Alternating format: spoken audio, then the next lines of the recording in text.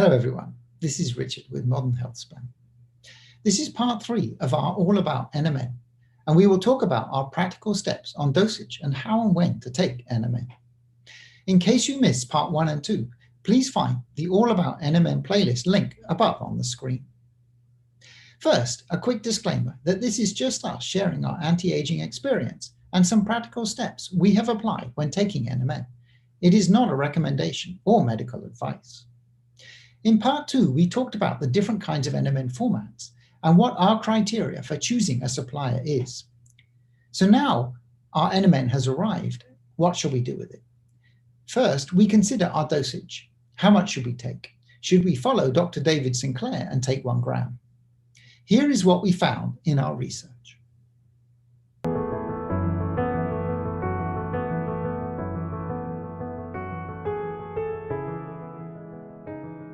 So you mentioned supplements you take, a gram of resveratrol, a gram? It is a gram of resveratrol, whatever I pour out into my yogurt. And about a gram of nicotinamide. NMN. And that's also in your yogurt as well? No, I can just take that as a capsule in the morning, down it with a cup of coffee.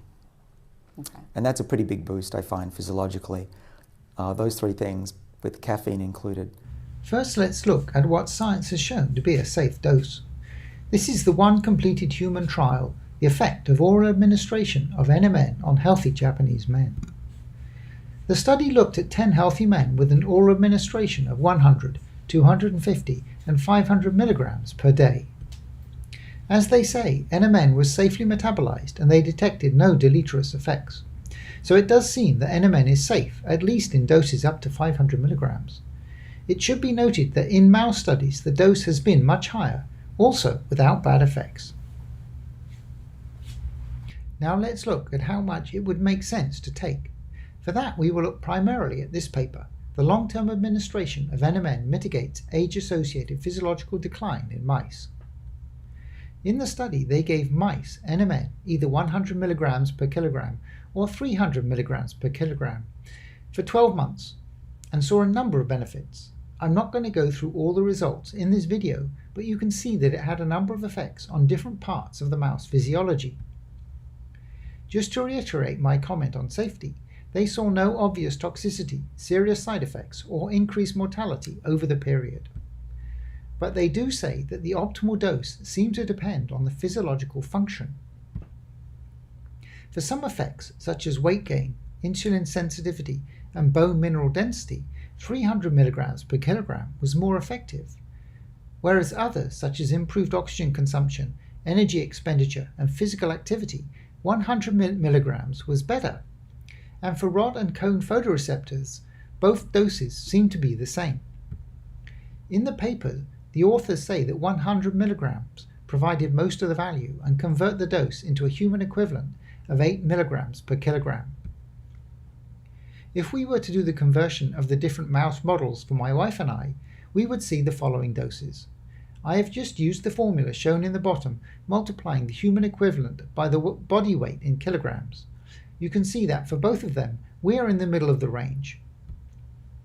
We did not, however, start with that amount on the first day. Instead, we started on a much smaller dose and waited to see how we felt. As we saw no side effects and we felt more energetic, we upped the dose over time.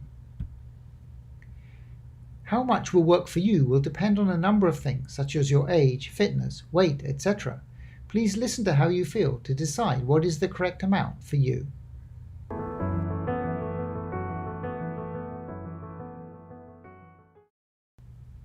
And so when to take it? Dr. Sinclair takes his NMN on an empty stomach in the morning with his coffee, which is what we also do. Our NAD levels fluctuate throughout the day and the peak is in the morning, as it is influenced by our circadian clock mechanism. Note that this graph is for mice, which are active at night, which is why the levels are highest in the dark period. Dr. Sinclair said that he wants to boost the NAD levels when they're high, and not add NMN when the NAD levels are naturally low, which might upset the natural rhythm. As NAD levels are naturally lower at night, this might be the reason why it can interrupt your sleep if NMN is taken in the evening. Dr. Sinclair also mentioned on the Dr. Rhonda Patrick podcast that he believes for NMN to be effective, it needs to get above a certain threshold. So this is why we take all of ours at one time.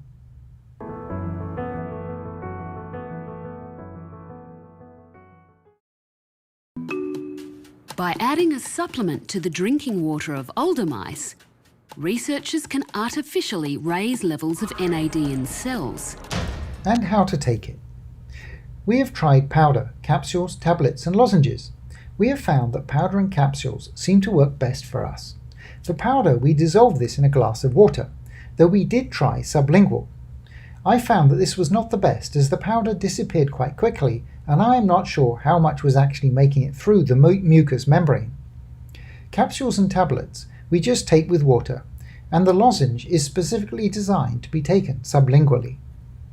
It should be noted that NMN is also present in a number of foods that we eat, with edamame being the highest per 100 grams, though for any of them it would require a lot of the food to provide a significant amount of NMN.